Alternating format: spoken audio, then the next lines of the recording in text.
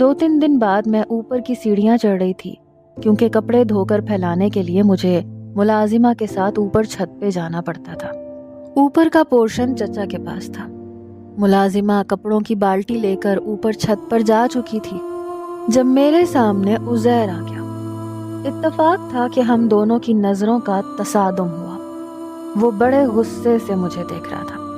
कहने लगा, छोड़ूंगा नहीं मैं तुम्हें, बहुत शौक है तुम्हें मुझसे शादी करने का।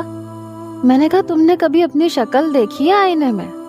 मैं तुमसे शादी करूंगी। मुझे दादा अब्बा ने मजबूर किया है, इसलिए चुप हूँ। मेरी बात सुनकर कहने लगा, तो क्यों हामी भरी तुमने? मैंने कहा, इसलिए कि मुझे अपने गाल पे थप्पड़ खाने का कोई मूड नहीं था।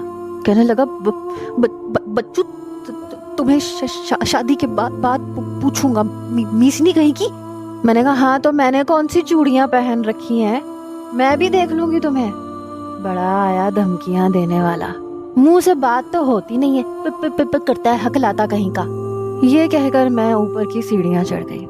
चंद दिन बाद मेरी माँ ने मुझे माइयों के नाम पे कमरे में बिठा दिया। मुझे अरमान ने साफ साफ कह दिया था कि तुम्हें उज़ैर के रोब में आने की कोई ज़रूरत नहीं है, और मैं वैसे भी नहीं आती।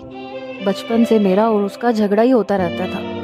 बहरहाल माइयों हुआ, मेहंदी हुई और शादी भी हो गई। शादी वाले दिन दुल्हा बने, उसका मुंह सूजा हुआ था, ना मुस्कुरा रहा था, ना ठीक से तस्वीरें बनवा रहा था, इसलिए मैं अंदर से बड़ी मुतमईन थी। शादी की रात मुझे उज़ैर के कमरे में बिठा दिया गया। पता नहीं क्या, पहले तो मैं मुतमईन थी, लेकिन अब मैं तन्हाई में घबराने लगी थी। हो सकता है मुझे यूं दुल्हन के रूप में देखकर उसकी नीयत ना खराब हो जाए, इसलिए मैं उठकर ड्रेसिंग के सामने आ गई, अपना मेकअप साफ किया, ज्वेलरी उतारने लगी। जब वो कमरे में आया और बड़े गुस्से में था, कमरे का दरवाजा बंद किया, मुझे देखकर कहने लगा, चलो अच्छा है, तुम्हें खुद ही अकल आ गई।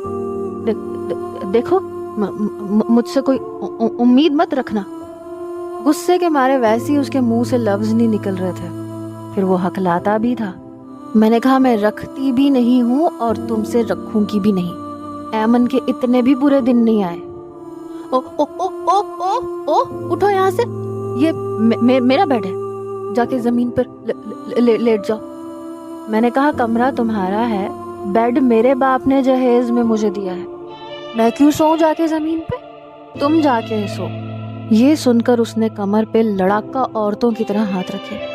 कहने लगा, ऐमन की बच्ची, शराफत से बेड से उठो, मेरा दिमाग पहले ही बहुत गर्म है, ये ना हो कि मैं उठ के बैठ गई। मैंने कहा, ये अपना तत बंद करो, समझे? मुझ पे रोब जमाने की कोशिश मत करना, मैं बेड पे ही सोऊंगी। कुछ देर तो मुझे गुस्से से देखता रहा। कहने लगा, ठीक है, ऐसे ही सही। ये कहकर वो बेड के दूसरी जानिब गया और लेट गया।